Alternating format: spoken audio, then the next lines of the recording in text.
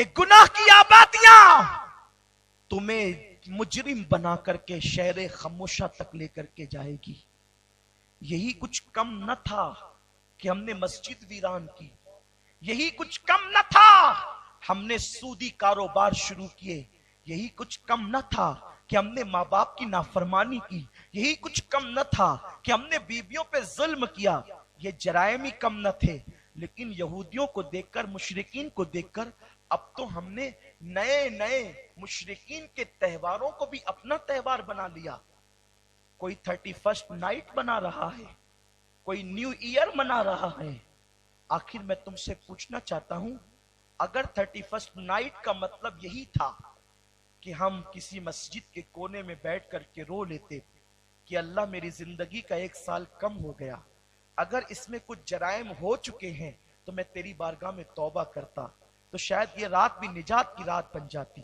لیکن 31 نائٹ کو ہم نے ہندوؤں سے سیکھا, یہودیوں سے سیکھا, نصارہ سے سیکھا, مشرکین سے سیکھا. کیا ہے یہ رات؟ یہ رات 3 چیزوں کے مجموعے کا نام ہے. ایک زنا, ایک میوزک, ایک شراب. بلکہ اگر اس کو یوں کہوں تو جسے آپ 3 شین کہہ سکتے ہیں, شراب, شباب اور شاعری. یہ 3 چیزوں کے مجموعے کا نام ہے 31 نائٹ. اب ان تینوں جرائم کو میں الگ الگ آپ کے سامنے پیش کروں گا کہ یہ ان میں سے ایک ہی جرم خدا کے غضب کو دعوت دینے کے لیے کافی ہے. تو ہم نے مزید اور 2 جرائم, وہ بھی ہماری لڑکیاں, ہمارے لڑکے, اللہ اکبر, کوئی بمبئی کا سفر کر رہا ہے, کوئی گوا کا سفر کر رہا ہے, کوئی مہابلیشور کا سفر کر رہا ہے. بلکہ اب تو ہندوستان کے مسلم نوجوانوں کا حال یہ دبئی تک جاتے ہیں. 31 نائٹ سے پہلے پچھلے سالوں میں میں دبئی کے سفر پہ تھا, تو میں نے دیکھا کہ شہر دبئی کو بالکل دلہن کی طرح سجایا جا رہا. ہوٹلوں کے اندر بڑا اہتمام ہو رہا تھا. نے کہا یہ کیوں ہو رہا ہے, کوئی خاص بات ہے؟ تو لوگوں نے کہا نیا سال آنے والا ہے اور پوری دنیا کے عیاش دبئی میں جمع ہوں گے. دبئی کیا ہے؟ مسلم مملکت, اسلامی حکومت. یہ حال ہے.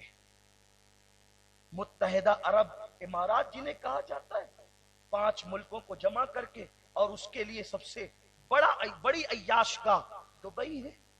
وہاں پر یہ سارے انتظامات ہو رہے تھے. نام نہاد سعودی حلیف, نام نہاد مسلم بادشاہ, مسلم حکمراں.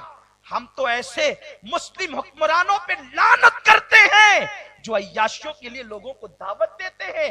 ارے مسلم حکمراں یہ کیا ہو سکتے ہیں؟ مسلم حکمراں تو وہ تھا جسے دنیا عمر ابن خطاب کہتی ہے. آج بھی ان کا نام آتا ہے تو عقیدتوں سے لوگوں کی گردنیں جھک جاتی ہیں. جس کا حال یہ تھا, اس مسلم حکمراں کے جبے پر پیون تو لگے تھے لیکن جرائم کے دھبے نہیں تھے. ارے جس کے نام سے مجرموں کے وجود کانپ جاتے تھے, مسلم حکمراں کہلانے کا حق ان کو تھا. لیکن ہمارے ساتھیوں نے بتایا کہ جس وقت 1 جنوری کی صبح طلوع ہوگی تو یہاں سے بوتلوں کے ڈرم خالی ہو کر کے نکلیں گے. اس لیے کہ اتنی شراب پی جائے گی کہ آج سے پہلے پورے سال بھر میں اتنی شراب کسی رات نہیں پی گئی. اتنی لڑکیاں لائی جائے گی کہ اتنی حسیناؤں نے دبئی کی سرزمین پہ کبھی قدم نہیں رکھا ہوگا. یہ اس ملک کی داستان ہے. آپ کا ملک کبھی کم نہیں. بمبئی کے اندر لوگ اتنی شراب پیتے ہیں کہ ایک ٹیکسی والے نے مجھ سے کہا کہ 31 نائٹ میں ہم جب کسی کو بٹھاتے ہیں تو پہلے پیسہ لیتے ہیں, اس کے بعد ہم ان کو ٹیکسی میں بٹھاتے ہیں. میں نے کہا ایسا کیوں کرتے ہیں؟ کہا وہ اتنا شراب پی لیتے ہیں اور حسیناؤں پر اتنا پیسہ لٹا چکے رہتے ہیں کہ ان کو اپنی لاج میں جانے کے لیے ان کی جیب میں پھر پیسے نہیں رہتے. وہ ہماری ٹیکسی میں بیٹھ کر کے پھر اترتے ہیں اور دھینگا کرتے ہیں, مستی کرتے ہیں, اور ہمیں پیسے نہیں دیتے. یہ حالت ہے, یہ صورتحال ہے. امت محمدیہ پر اجتماعی عذاب نہیں آئے گا لیکن انفرادی عذاب تو آئے گا. انفرادی عذاب میں یہ امت گرفتار ہو سکتی ہے. مطلقاً آپ کو کس نے کہہ دیا کہ آپ پر کوئی عذاب نہیں آئے گا؟